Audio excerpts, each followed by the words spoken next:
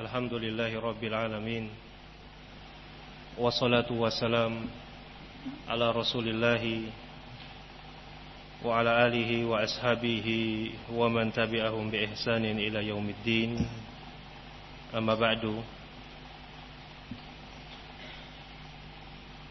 Faya ma'asyiral ikhwah, hafizakumullah. Berdasarkan ketetapan dari pemerintah dari sidang isbat yang telah disebutkan, sebagaimana diketahui bersama bahwa malam hari ini adalah malam pertama dari bulan Dzulhijjah 1443 Hijriah. Maka kita mengingatkan kembali kepada seluruh ikhwah hadis Nabi alaihi salatu wasalam tentang keutamaan beramal di 10 hari pertama bulan Dzulhijjah. Hadis dari sahabat yang mulia Abdullah bin Abbas radhiyallahu taala anhuma adalah Nabi alaihi salatu wasalam, beliau bersabda, "Ma min ayyamin al-amalu shalihu fihinna ahabbu ilallah." Tidak ada di antara hari-hari yang amalan soleh apabila dikerjakan pada waktu tersebut lebih dicintai oleh Allah Subhanahu wa ta'ala. Para sahabat bertanya kepada Nabi, "Ya Rasulullah, wala jihadun fi sabilillah?" Wahai Rasulullah, apakah amalan tersebut lebih dicintai walaupun dari jihad di jalan Allah Subhanahu wa ta'ala? Amalan yang sangat mulia, jihad. Kata Nabi, wala jihad fi sabilillah. Amalan tersebut juga lebih mulia daripada jihad fi sabilillah. Ila rajulun kharaja bi nafsihi wa malihi falam yarji min dzalika syai'. Kecuali amalan yang dilakukan oleh seseorang berjihad, dia keluar dengan hartanya, dengan jiwanya, dan dia tidak kembali dengan salah satu apapun dari apa yang dia telah bawa. Nah, maka dari hadis ini para ulama menyebutkan keutamaan beramal di 10 hari pertama di bulan Dzulhijjah. Disukai bagi seorang untuk memperbanyak amalan-amalan sunnahnya, dari sholat, dari sedekah, dari berpuasa, dan yang selainnya dari amalan-amalan soleh. Karena itu lebih dicintai oleh Allah apabila dikerjakan di hari-hari tersebut daripada jihad di jalannya. Wallahu a'lam. Demikian pula amalan sunnah ketika mulai memasuki tanggal 1 dari bulan Dzulhijjah, kita mengingatkan kembali kepada saudara-saudara kita yang ingin atau berniat untuk berkurban, maka disunahkan bagi dia untuk tidak mengambil sedikit pun dari kukunya atau kulitnya atau rambutnya. Ini khusus bagi mereka yang berniat untuk berkurban nanti di tanggal atau di hari raya kurban di tanggal 10 dan setelahnya. Dan malam hari ini insyaallah ta'ala kita akan kembali mengkaji atau membaca penjelasan hadis Madhibani Ja'i'an yang dikarang oleh Al-Hafidh Ibn Rajab rahimahullahu ta'ala. Di pertemuan sebelumnya kita telah menyebutkan penjelasan beliau tentang satu penyakit yang bisa menimpa orang yang cinta kedudukan. Di antaranya adalah dia cinta untuk dipuji dan disanjung dengan amalan solehnya.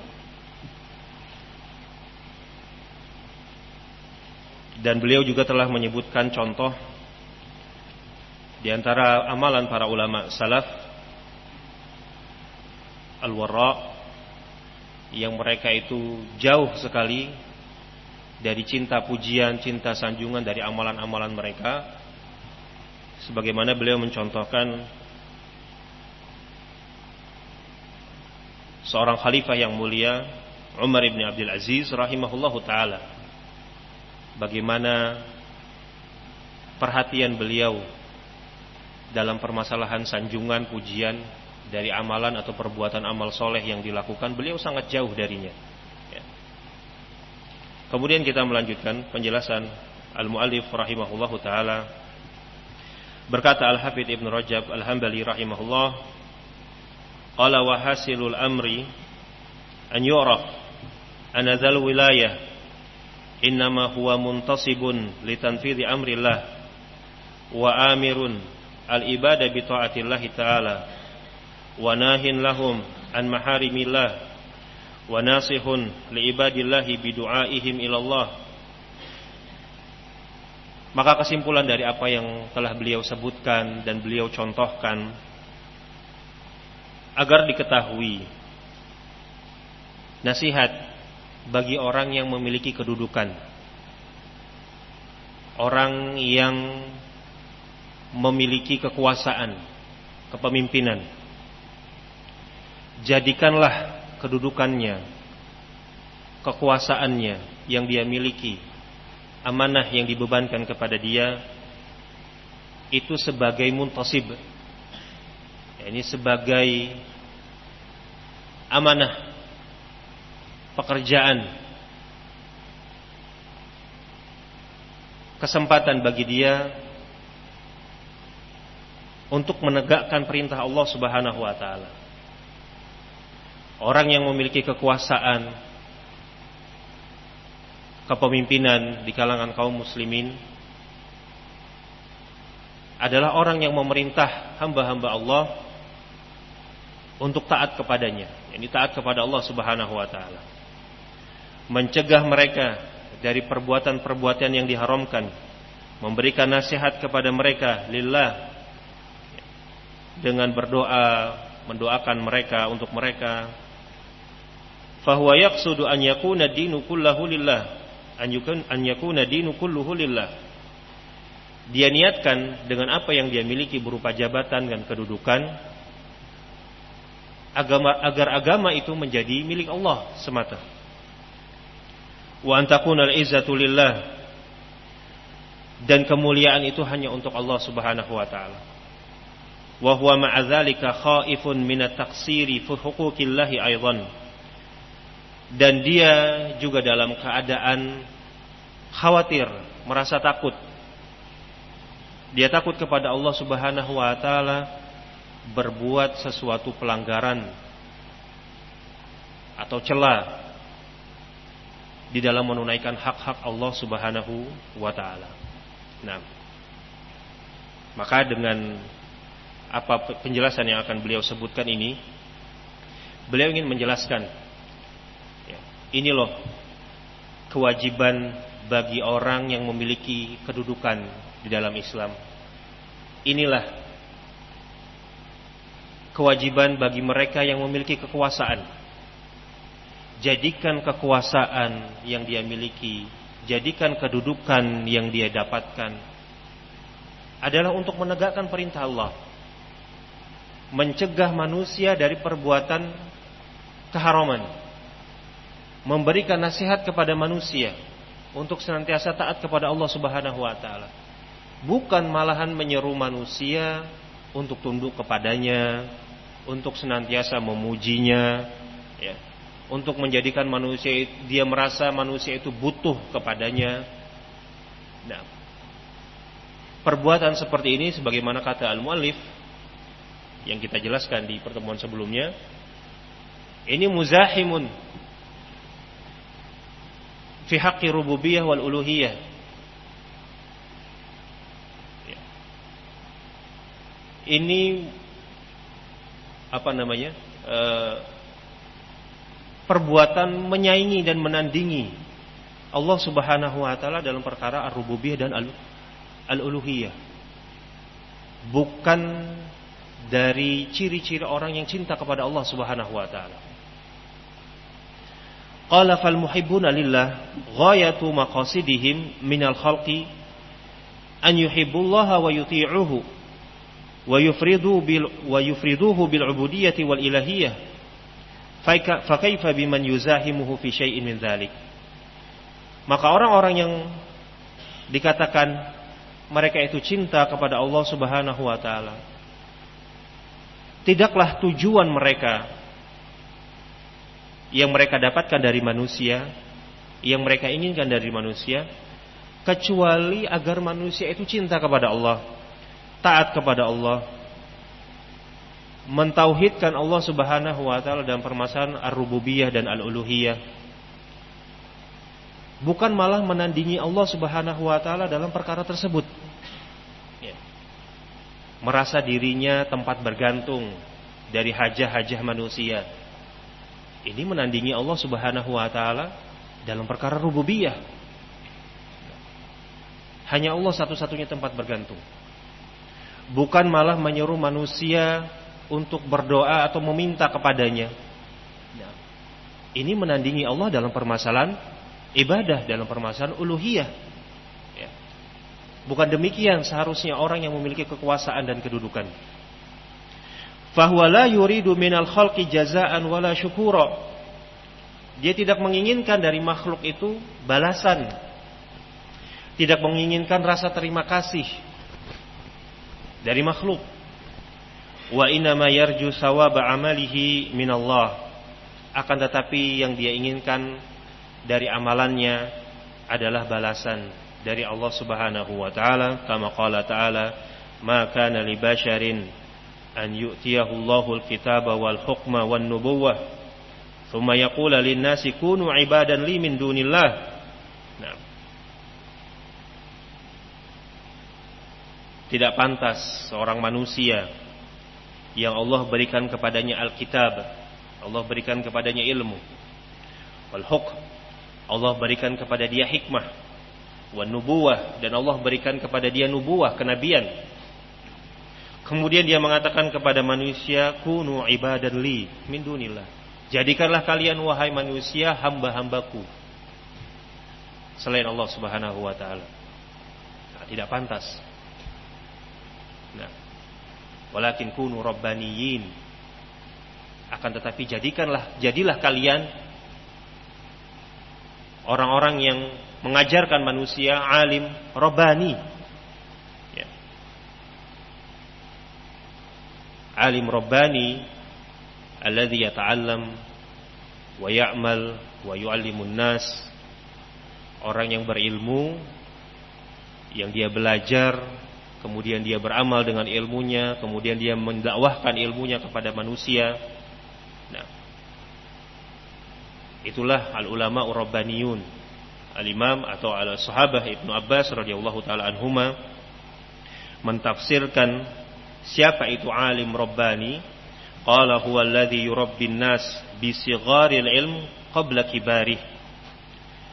Alim rabbani adalah orang-orang yang mentarbiyah manusia, mendidik manusia dengan mengajarkan ilmu-ilmu yang kecil, mengajarkan adab, ya. Nah, ilmu-ilmu yang kecil yang pertama sebelum ilmu-ilmu yang besar. Nah, Allah melanjutkan, wala ya'murukum an tattakhidul malaikata wan nabiyyina arbaban ayamurukum bil kufri ba'da id antum muslimun. Dan tidaklah memerintahkan kalian untuk menjadikan malaikat-malaikat dan para nabi itu sebagai rob-rob, sebagai sesembahan-sesembahan. Apakah dia memerintahkan kalian kepada kekufuran setelah kalian beriman, setelah kalian muslim? Nah, ya. Qala sallallahu alaihi wasallam, wala la tutruni kama atratin nasara al-masih ibn maryam, innama ana abdun faqulu abdullahi wa rasuluh. Kemudian beliau menyebutkan contoh hadis Nabi alaihi salatu wasalam. Seorang yang berilmu itu tidak senang dipuji, ya. Tidak suka manusia itu berbuat ghulu dalam pujian terhadapnya. Nabi sallallahu alaihi wasallam bersabda, "La tutruni." Wahai umatku, janganlah kalian berbuat berlebihan, ya. Berlebihan dalam memujiku, sebagaimana Nasara telah berlebihan dalam memuji Al-Masih Isa ibnu Maryam, ya. Mengatakan Isa itu anak Allah, ya. Atau mengatakan Isa itu satu dari yang tiga, ya, di antara rob-rob mereka. Ini pujian yang berlebihan. Jangan kalian berlebihan dalam memujiku, sebagaimana yang dilakukan oleh An-Nasara terhadap Isa bin Maryam. Qala wa kana Rasulullah sallallahu alaihi wasallam yunkiru ala man la yata'addab ma'ahu fil khitab bihadzal adab. Demikian pula adalah Nabi alaihi salatu wasallam, beliau mengingkari para sahabat yang tidak beradab dengan adab ini, yakni berlebihan dalam memuji. Kama qala sallallahu alaihi wasallam, sebagaimana beliau contohkan sabda Nabi alaihi salatu wasallam yang datang dari hadis, la taqulu ma syaa Allah wa syaa Muhammad, bal qulu ma syaa Allah thumma syaa Muhammad. Janganlah kalian wahai sahabat mengatakan masya Allah wa syaa Muhammad, kalau Allah menghendaki dan kalau Nabi Muhammad menghendaki. Di dalam kalimat ini ada penyetaraan antara hak Allah dengan hak Nabi Muhammad, hak makhluk. Kalau Allah menghendaki dan kalau Nabi menghendaki. Artinya dipahami, kalau Allah menghendaki tapi Nabi tidak menghendaki, maka perkara tersebut tidak terjadi. Waliyadzubillah, ini adalah kesyirikan, iya kan? Akan tetapi Nabi mengatakan, na'am, atau di dalam hadis yang lain, qala wa qala liman qala ma syaa Allah wa syi'ta. Nabi mengatakan kepada orang yang pernah mengatakan ma syaa Allah wa syi'ta, kalau Allah menghendaki dan kalau engkau menghendaki. Nabi mengatakan kepadanya, aja'altani lillahi niddan, apakah engkau telah menjadikan aku tandingan bagi Allah, ya, dalam perkara al-masyiah, kehendak. Yani kalau aku tidak berkehendak, walaupun Allah berkehendak tidak akan terjadi. Ini telah menjadikan Nabi SAW sebagai tandingan Allah. Nah, kesyirikan. Nabi mengatakan qala bal masya Allah wahdah, akan tetapi katakanlah masya Allah wahdah, hanya Allah yang menghendaki, ya. Nah, ketika Nabi SAW mendapati ucapan sebagian sahabat seperti ini, masya Allah wa syaa Muhammad, masya Allah wa syi'ta, menggabungkan antara kehendak Allah dengan kehendak Nabi dengan perantaraan huruf waw. Di dalam bahasa Arab huruf waw itu faedahnya adalah al-musyarakah, ya, kesamaan, kesetaraan. Ibaratnya telah menyetarakan kehendak Allah dengan kehendak Nabi, setara, sederajat. Nabi mengatakan bal qulu ma syaa Allah tsumma syi'ta, akan tetapi kalau ingin mengatakan, katakan dengan kata summa, bukan dengan huruf waw. Kalau Allah menghendaki, kemudian kalau Rasul menghendaki. Yani kata summa kemudian itu di dalam bahasa Arab memberikan faedah adanya at-tarahi, adanya tingkatan, ya. Apa-apa yang sebelum summa itu tingkatannya lebih dahulu atau di atas daripada yang setelah summa. Nah, masya Allah summa syaa Muhammad, kalau Allah menghendaki kemudian setelahnya kalau Nabi menghendaki, demikian. Ini lebih aman, ya. Tidak terkandung di dalamnya unsur menyetarakan atau menyamakan hak Nabi dengan hak Allah Subhanahu wa taala. Nah, artinya beliau ingin memberikan contoh ini loh Nabi dalam permasalahan al-ghulu, ya, berlebih-lebihan dalam memuji, ya. jangan sampai terjatuh ke dalam perkara kesyirikan. Ma'al asaf asyadid, sangat disayangkan sebagian manusia bahkan yang menyandarkan dirinya kepada ilmu, ya, senang untuk dipuji. Dakwahnya itu bukan dengan tujuan untuk agar manusia itu mencintai Allah dan mentaati Allah, tidak. Ya. Tapi dakwahnya agar manusia itu mencintai dirinya dan mentaati Dia. Nah, dakwahnya itu untuk mencari pengikut, ya. Bukan untuk mengajak manusia mencintai Allah Subhanahu wa ta'ala dan mentaatinya. Kalau pengikutnya banyak, nah, mengatakan ini timbangan kebenaran, ya. Yang benar itu yang pengikutnya banyak. Nah, bahkan berlebih-lebihan dalam masalah sanjungan, ya. Dahulu salah satu dari pengikut muta'assib dari Yahya al-Hajuri al-Yamani, kenal ya dulu, seseorang yang bernama Yahya al-Hajuri, hadanallahu wa iyyah, salah seorang dari talabah Syekh Imam Muqbil al-Yamani al-Wadi'i rahimahullahu ta'ala. Salah seorang pengikutnya ada membuat syair, ya, sanjungan-sanjungan dan pujian, sampai pada tingkatan penyebutan memuji Yahya al-Hajuri dengan Imam Ats-Tsaqalain. Imam Ats-Tsaqalain, imamnya manusia, pemimpinnya manusia dan jin. Nah, ini Yahya al-Hajuri.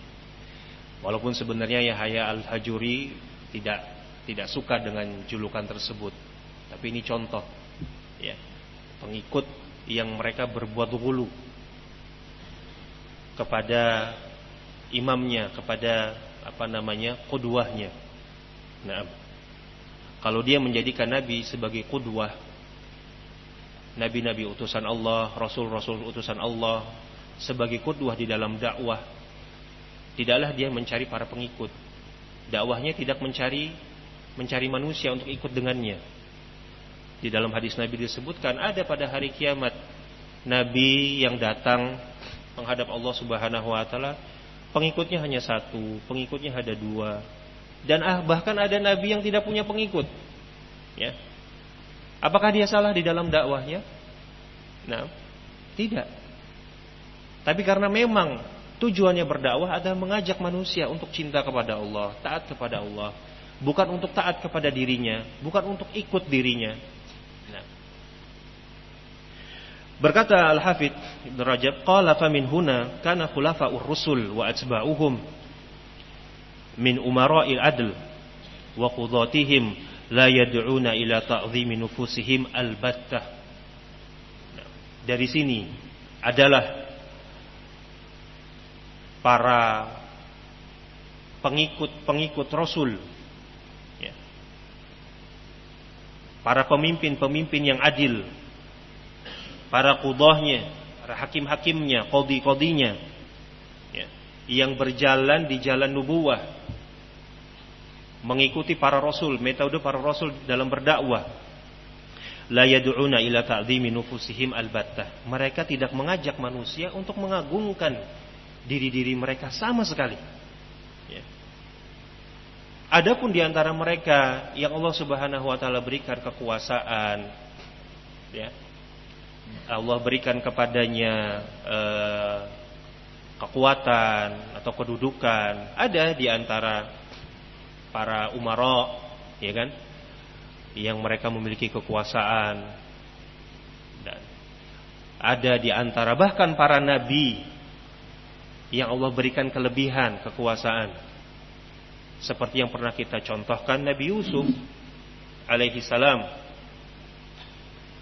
Allah nukilkan perkataan beliau di dalam Al-Quran, ij'alni ala khazainil ard. Nabi Yusuf alaihi salam pernah berkata kepada Malik, raja pada waktu itu, jadikanlah aku orang yang mengurusi perbendaharaan, ya, harta kerajaan. Dan raja memberikan kesempatan kepada Nabi Yusuf untuk mengatur perbendaharaan kerajaan, ya. Karena beliau melihat Nabi Yusuf memiliki kemampuan. Beliau punya ide bagaimana caranya untuk menghadapi masa paceklik bertahun-tahun, ya, paceklik yang akan datang selama bertahun-tahun. Nabi Yusuf memberikan jalan keluarnya, yaitu dengan cara menyimpan, ya, memasok bahan pangan, makanan. Jadi ketika nanti musim paceklik masih ada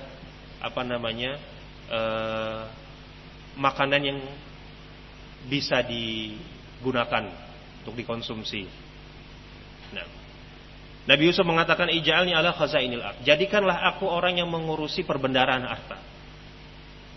Serahkan kekuasaan tersebut kepadaku, serahkan wewenang itu kepadaku. Bukan maksudnya Nabi Yusuf alaihi salam menginginkan kekuasaan supaya manusia itu tunduk kepadanya, tidak. Nabi Yusuf tetap berdakwah agar manusia itu beribadah kepada Allah Subhanahu wa taala. Ingat ketika Nabi Yusuf di dalam penjara, beliau tetap berdakwah kepada teman-teman yang ada di penjara. Beliau mengatakan, arbabun mutafarriquna khairun amillahil wahidul qahhar. Coba lihat, ini dakwahnya Nabi Yusuf. Ya. Apakah rob-rob yang berbeda-beda yang banyak itu lebih baik daripada Allah al-wahidul qahhar, yang maha esa, yang maha perkasa? Ini dakwah Nabi Yusuf. Ya. Artinya walaupun beliau itu mendapatkan kekuasaan, kekuatan, tapi tetap beliau berdakwah di jalan Allah Subhanahu wa taala. Mereka, para pengikut Rasul tersebut, yang mencontoh jalan dakwahnya para nabi dan para rasul, apabila mereka diberikan kekuasaan, kewenangan, jabatan, mereka jadikan kekuasaan, kewenangan dan jabatan tersebut sebagai isti'anah, yakni pembantu dalam dakwah. Nabi Sulaiman alaihi salam, kita mengenal Nabi Sulaiman, kisah beliau di dalam Al-Quran. Allah tundukkan kerajaan-kerajaan kepada Nabi Sulaiman, baik dari kalangan jin, dari kalangan haiwan. Nah, tetapi beliau tetap rendah diri di hadapan Allah Subhanahu wa taala. Beliau mengatakan dalam Al-Quran, dinukilkan perkataan beliau, qala wa qala rabbi auzi'ni an ashkura ni'mataka allati an'amta 'alai wa 'ala walidayya wa an a'mala salihan tardah wa adkhilni bi rahmatika fi ibadika sholihin. Wahai Rabbku, berikan petunjuk kepadaku, ilhamkan kepada hatiku agar aku itu tetap bersyukur kepadamu, ya, atas segala nikmat yang telah Engkau berikan kepadaku, kepada kedua orang tuaku. Nikmat yang Allah berikan kepada Nabi Sulaiman, kerajaan yang beliau tundukkan kepada Nabi Sulaiman, ya. Tetapi apa dari kenikmatan tersebut? Apa yang diinginkan oleh Nabi Sulaiman? Apakah menyeru manusia untuk tunduk kepadanya? Tidak. Wa an a'mala sholihan tardah, agar aku bisa beramal amalan soleh yang Kau ridhoi, wahai Allah. Ya. Wa adkhilni bi rahmatik, dan masukkan aku dengan rahmatmu, ya Allah, fi ibadika sholihin, termasuk dalam golongan hamba-hambamu yang soleh. Ya.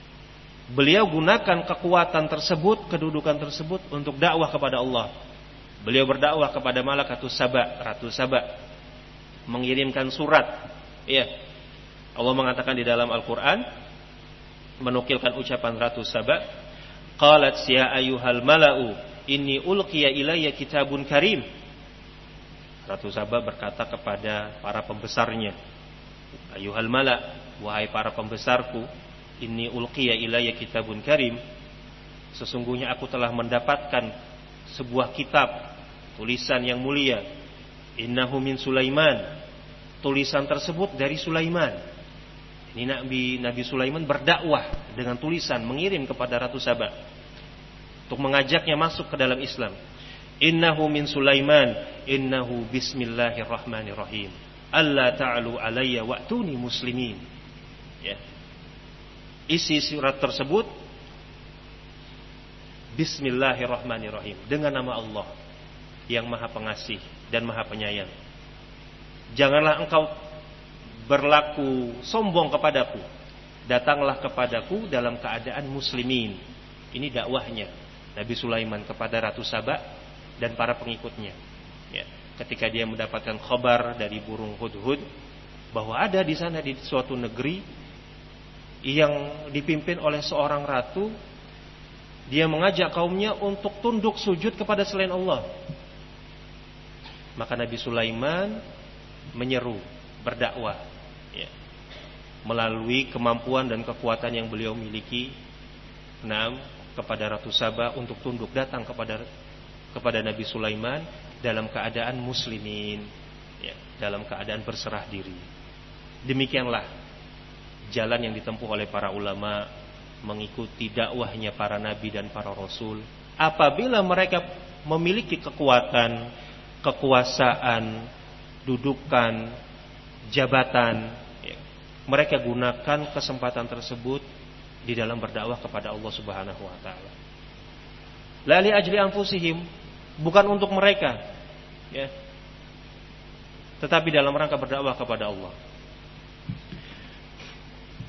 Qala wa kana ba'du shalihin yatawalla al-qada wa yaqulu ana atawallahu li asta'ina bihi 'alal amri bil ma'ruf wa nahyi 'anil munkar. Demikian pula dinukilkan dari sebagian orang-orang saleh, kata Al-Hafidz Ibnu Rajab, yang diberikan kepada mereka itu al-qada. Naam. Ya. Wewenang sebagai hakim. Mereka mengatakan, saya mengambil kedudukan sebagai hakim ini li asta'ina bihi 'alal amri bil ma'ruf wa nahyi 'anil munkar. Ini supaya untuk membantuku dalam menyeru kepada perkara yang ma'ruf dan melarang manusia dari perkara yang munkar. Artinya menggunakan kedudukannya, ya, untuk berdakwah kepada manusia, mengajak mereka kepada perkara yang ma'ruf dan meninggalkan kepada perkara-perkara yang mungkar. Walihadza kanat ar-rusul wa atba'uhum yasbiruna 'alal adza fi da'wa ila Allah. Oleh karena itu para rasul dan para pengikutnya mereka bersabar dalam menghadapi gangguan di dalam dakwah di jalan Allah Subhanahu wa taala. Wa yatahammaluna fi tanfidhi awamirillah minal khalqi ghayatal masyaqqah, dan mereka itu menghadapi di dalam dakwahnya tersebut, dalam menegakkan perintah-perintah Allah Subhanahu wa taala, masyaqqah yang sangat besar, gangguan, ujian dan cobaan yang sangat besar. Nah, demikianlah para ulama kita, di antaranya Syekh Muhammad bin Abdul Wahhab di dalam risalahnya yang telah kita pelajari di dalam Ta'lim Al-Usul Salasa, ya, di awal kitab beliau menasihatkan kepada para pembaca, ketahuilah rahimakallah, i'lam rahimakallah, ya, wajib bagi kita untuk melakukan 4 perkara.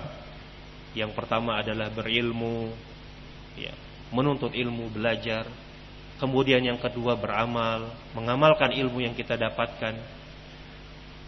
Kemudian berdakwah, mendakwahkan, mengajarkan ilmu yang telah kita dapatkan. Kemudian yang keempat adalah bersabar. Ya. Karena yang namanya di dalam dakwah pasti ada ujian. Pasti akan ada ujian tersebut. Maka bersabarlah. Nah. Qala wa hum sabirun bal raduna bidzalik. Maka para rasul itu mereka bersabar di dalam dakwahnya, bahkan ridha di dalam menahan, menerima ujian dan cobaan di dalam dakwah.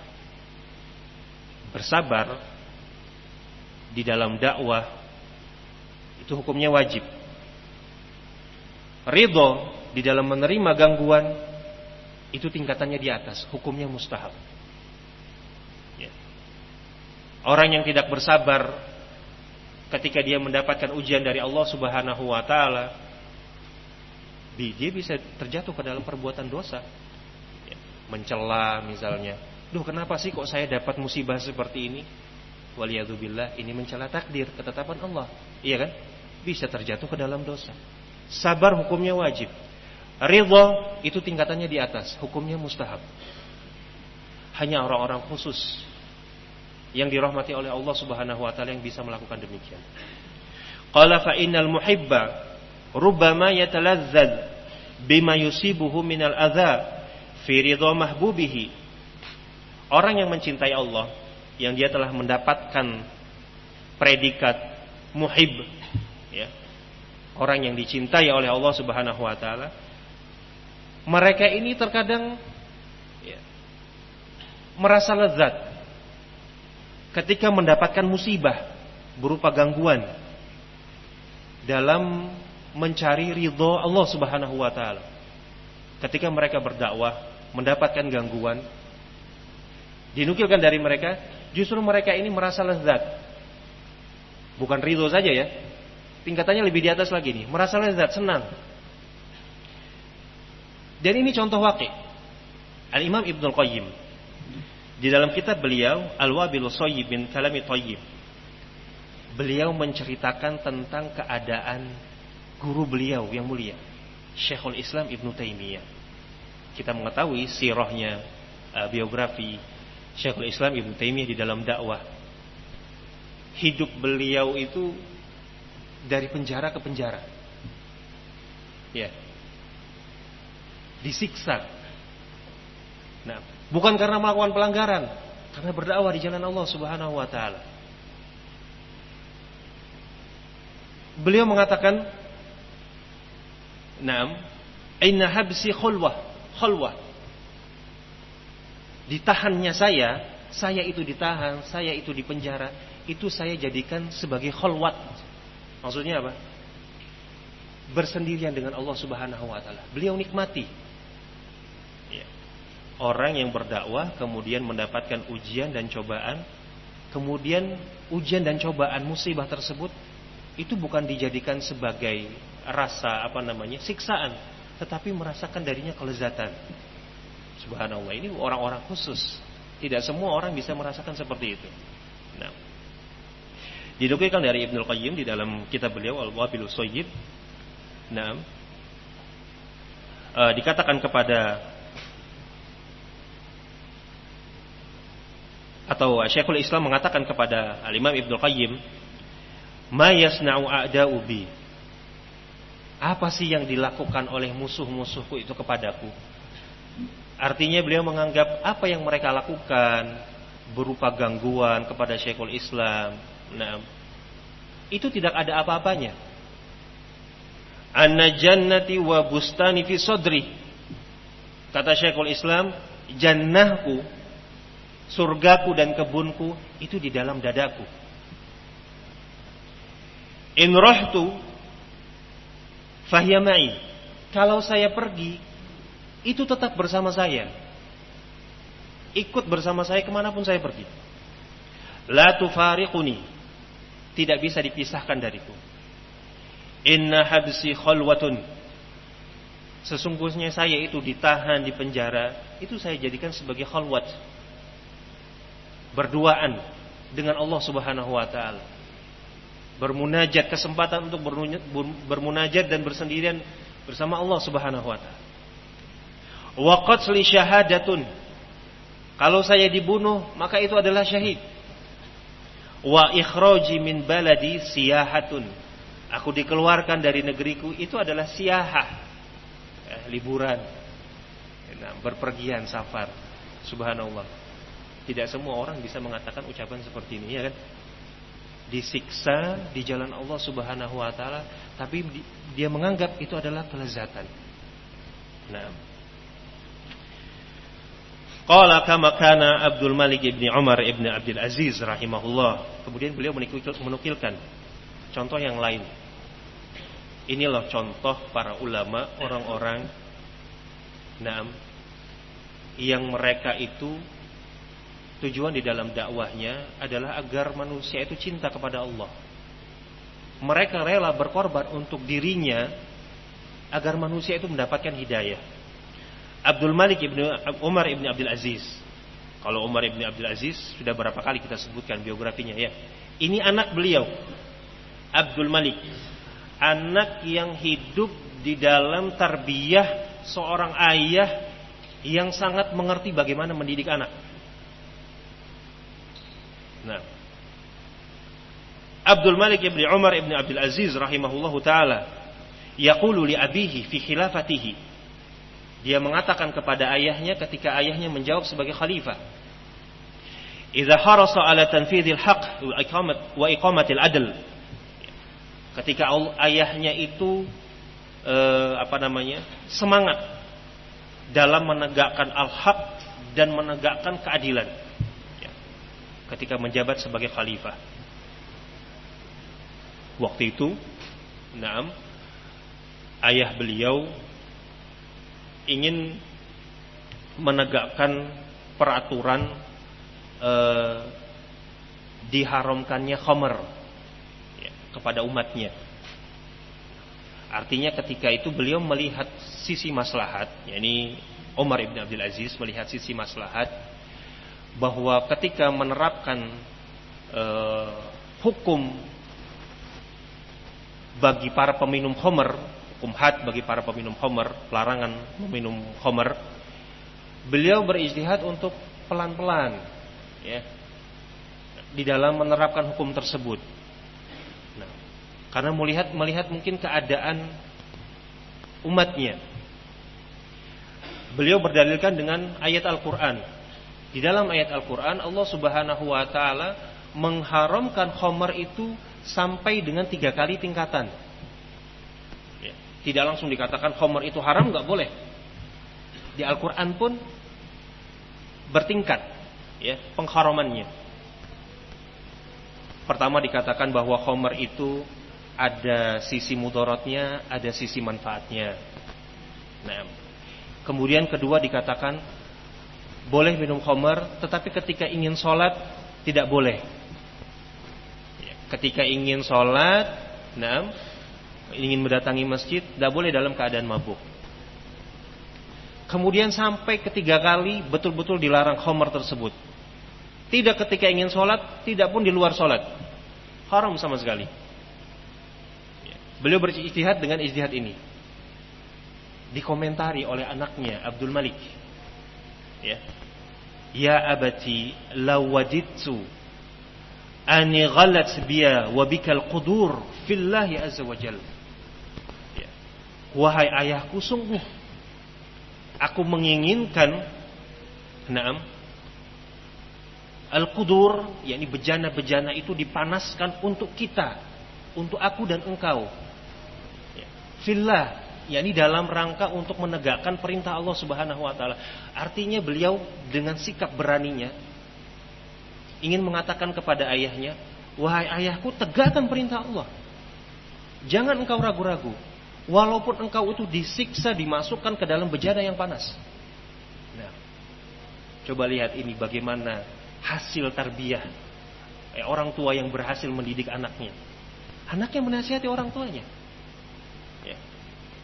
Artinya walaupun saya disiksa, biarkan saya disiksa, tetapi tetap perintah Allah itu ditegakkan.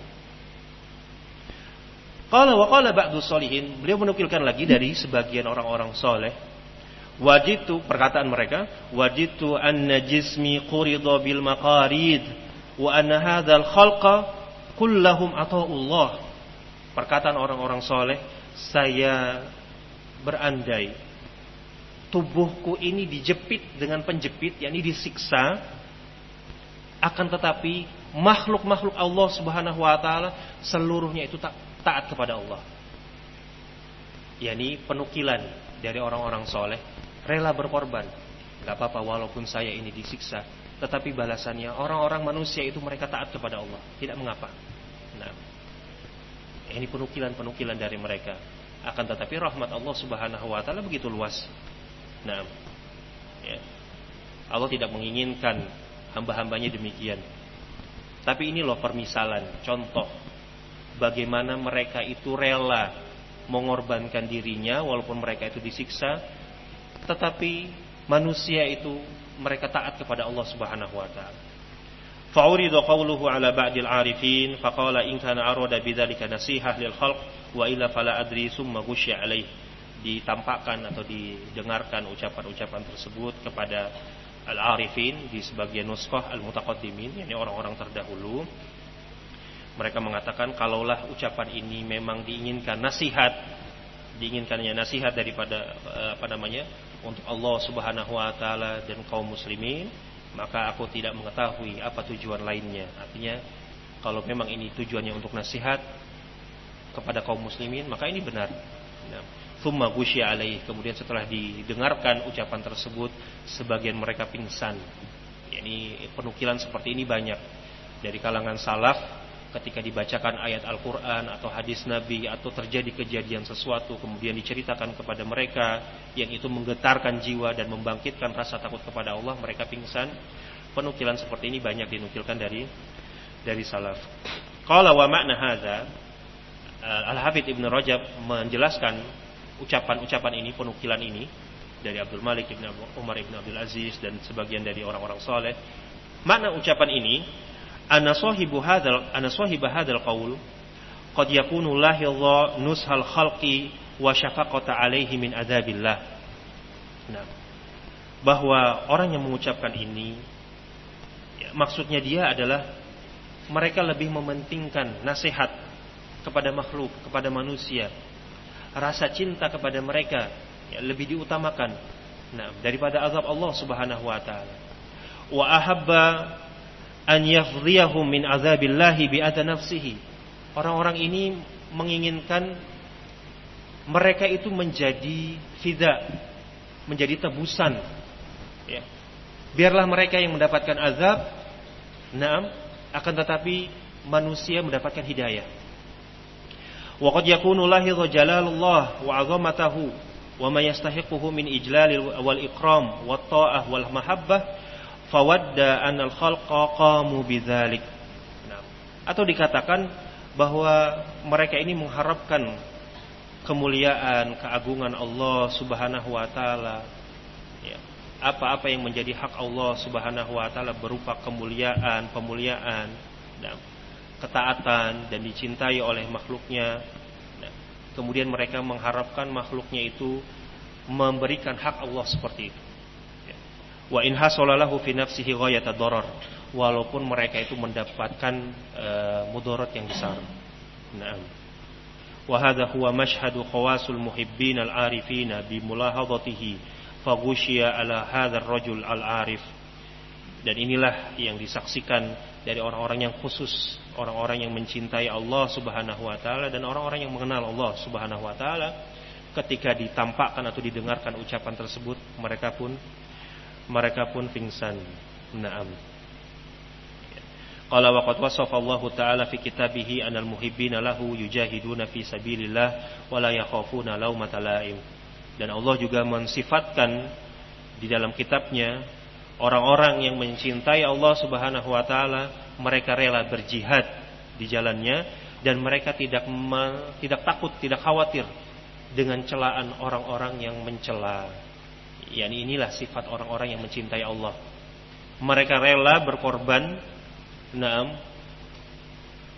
dirinya diazab, mendapatkan gangguan, musibah, akan tetapi makhluk manusia mendapatkan hidayah dari Allah Subhanahu wa taala.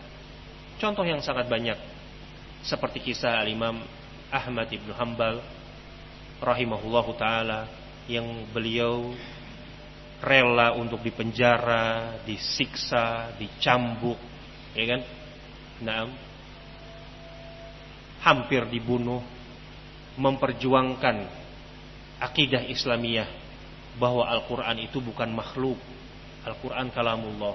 Untuk ucapan ini, untuk satu ucapan ini, Al-Quran kalamullah, bukan makhluk.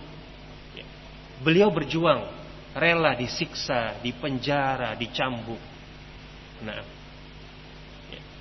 Agar kita pada saat ini, sampai detik ini, kita mengucapkan Al-Quran kalamullah, apakah kita akan mendapatkan ujian dari penguasa? Ada enggak orang manusia zaman sekarang mengucapkan Al-Quran kalamullah langsung ditangkap di penjara? Tidak ada kan? Lihat bagaimana perjuangan Al-Imam Ahmad dalam memperjuangkan akidah ini. Alhamdulillah kita di zaman ini tinggal baca kitab-kitab para ulama, kitab-kitab akidah, ya. Dengan mudahnya kita baca dari awal sampai akhir akidah-akidah para ulama, akidah Islamiyah, tanpa ada gangguan. Nah, tanpa ada gangguan, tanpa ada siksaan, tidak ditangkap, langsung masukkan penjara. Nah, salah satunya adalah setelah rahmat Allah, berkah perjuangan para ulama salaf kita. Nah, wallahu taala alam bisawab. Sampai di sini insyaallah apa yang kita baca, kita lanjutkan di pertemuan berikutnya. Apa yang kita baca ini semoga menjadi amalan soleh dan bisa kita amalkan. Wa akhiru da'wana alhamdulillahi rabbil alamin. Waffaqallahu jami' lima yuhibbuhu wa yardah. Assalamualaikum warahmatullahi wabarakatuh.